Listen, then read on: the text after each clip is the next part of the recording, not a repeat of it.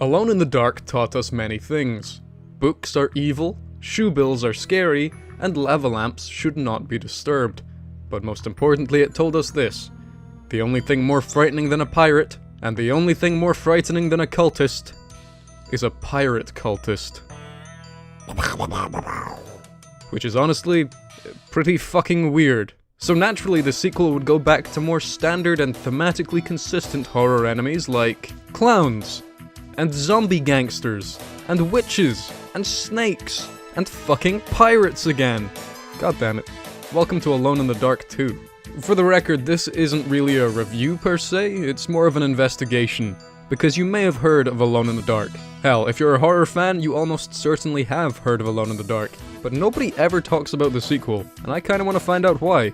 So let's jump into it. The game opens with some Metal Gear Solid style sequence where we see this strange man slink by some zombies, before crawling up the side of a building, and it ends, much like Metal Gear Solid, with the guy attempting to diddle a kid before being choked out by a clown made of vanishing dust.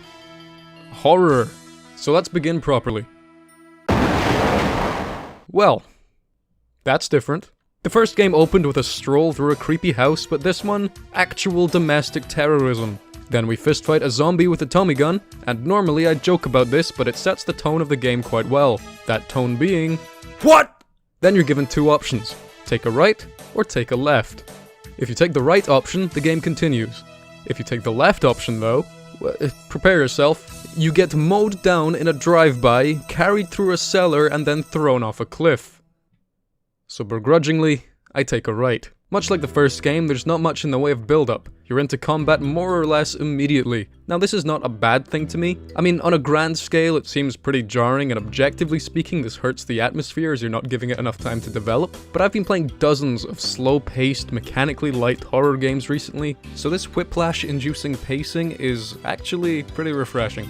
And you know, the more games I play, movies I watch, books I read, music I listen to, and videos I make, the more I begin to appreciate oddities. To some of you, that's what my channel is based on, but that wasn't really intentional, it just kind of happened. And all of that was building up to this moment.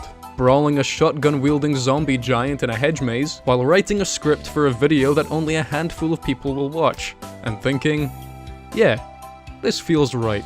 So, in other words, Alone in the Dark has fucking broken me. Let's carry on. Several minutes of charmingly frustrating combat, and one very fucked ghost later, we fall down a big ol' hole and lose all of our weapons. So if you've ever wondered where the sequel starts with you losing all your cool shit trope comes from, this may be a pretty early example. And yeah, we're playing the same guys we did in the first Alone in the Dark. I made a joke about him being the only correct choice in those earlier videos, but that shit is canon now. Sorry, Emily. Get back to me when you're on the same level as the goddamn reptile. In return for taking all our cool stuff, the game rewards us with the best death sequence ever to grace entertainment.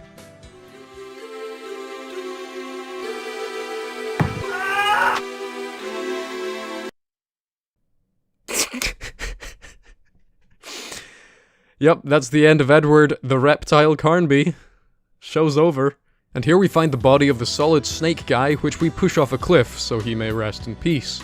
Then we find a zombie, which we push off a cliff, because lol, fuck zombies. Also at this point, I start paying attention to the music, and oh my, it is, as the kids would say, a certified bop. I believe the Steam version of the game ships with CD audio as opposed to the standard MIDI hell shrieks that the game originally came with. And boy am I glad about that. This really is an example of a composer utilizing the primitive yet distinctive digital audio of the early 90s. A lot of this genuinely sounds like some of those retro music remixes you find on YouTube that were made in like 2015. It's crazy. Not really got anything else to say here other than, yeah, the music is really good. It doesn't quite give me the retro horror vibes of the first game's music, but it most certainly creates its own pirate zombie adventure romp atmosphere that I absolutely adore. What I don't adore as much is the combat. It's hard, fast, clunky, and doesn't have the same obscenely satisfying noise when you kick things. 3 out of 10. It gets those 3 points because the enemies talk to you, and that's pretty funny. Morning, sir. And on the topic of talking, let's talk about the talking. And by that I mean let's voice our voice on the voice acting. In the first game it was pretty good, if not campy. And in this game it's pretty campy, if not pretty good. Carnby's voice actor returns with his reserved yet captivating noir voice, as does the endlessly frustrating sound-alike bloke that I still haven't figured out from the first game. God damn it, listen to him! He deserted and studied the accordion under Sancho Fernandez. But the main reason I bring up the voice acting is because of this book here. It's a guy rambling about billiards or something equally enticing, and he introduces two new characters, in basically the same breath. An old companion called Comstock, and a young troublemaker called DeWitt. Now these don't strike me as very common names, so Irrational Games, you have something to answer for, buddy. Anyway, we kill an old man and dress up as Santa Claus, because, you know, gangsters love Santa Claus. And for a long time I get stuck on a pretty annoying puzzle where I have to impale a kid because the game bugs out and only lets you impale kids after you said hello to the chef. Silly me. Other than this, I've not really run into any major issues. Every so often there'll be textures overlapping or odd hitboxes, but that's okay. I can look past those. And, as is Halloween tradition, Santa annihilates a chef with a pan, poisons some wine, plays some tunes, and finds his bulletproof vest. Some of the puzzle solutions are as egregious as the infamous Statue X Knight puzzle in the first game. For example, we come across this clown fella. What's he weak to? Swords? Pans? Bullets? Faster bullets? No.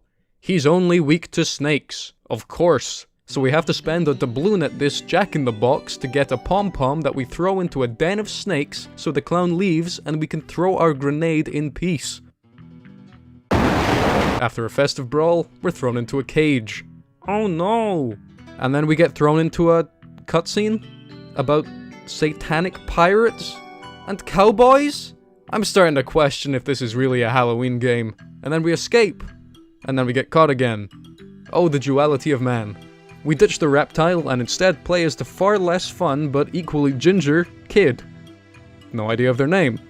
Also, you can't leap off the cliff as the kid, so this is a trash tier section. It ends when you get caught, but you have to get caught at the right time, otherwise you're a pure muppet and you lose. And then we get a cutscene with one of the worst microphones I have ever heard. More than 2 centuries ago, Elizabeth Jarrett arrived in Haiti. And in this we hear the story of the game. Here are my condensed notes. There's a witch! She's a prisoner witch! The pirates saved the witch! Now the pirates and the witch are friends! The pirates are now immortal and you have to kill a kid! Not quite as captivating as the original game, but certainly more maritime. Following this, we play as the kid for entirely too long. Plodding around, setting traps, murdering gangsters, and talking to parrots, and oh my god, is it boring! I just want to play as Carnby and kick some pirates to death. Ah! Mercifully, the game understands this and gives us control over the reptile again, who immediately punches the skin and flesh clean off of his jailer. Then, the next 30 minutes or so of the game is just Carnby single-handedly murdering an entire crew of pirates, while committing what can only be described as war crimes in the process, until the game just sort of ends. So, that was Alone in the Dark 2, apparently. Feels a little odd. This is the follow-up to what might be the most influential horror game ever made, and it's about zombie pirates. And it's super combat heavy, and it's not scary. But it does have charm. Not as much as the first, but charm nonetheless. I don't know if I'd recommend this to horror fans, or adventure fans, or really anyone, but if you're weird like me and you get a kick out of this very notably aged and very notably unusual game, go for it. For now, this game goes in the fine. I can't help but feel a little underwhelmed. This is being released on Halloween, but is this really a suitable Halloween game? Well, for a while I didn't think so, but now I've changed my mind. Halloween is not a time where we celebrate the viscerally terrifying or the deeply haunting. It's where we celebrate the spooky. Less Blair Witch Project and more Goosebumps. It's the time where normal, non-horror fans take a dip into the macabre before the festivities of Christmas. If I was to describe Alone in the Dark 2 in human terms, it's just like a Halloween costume. Something that vaguely hints at a darker subject while staying lighthearted. People like me will indulge in horror all year round, but sometimes it's just nice to take part in the fun. And that is what Alone in the Dark 2 is doing. Thanks for watching, and happy Halloween.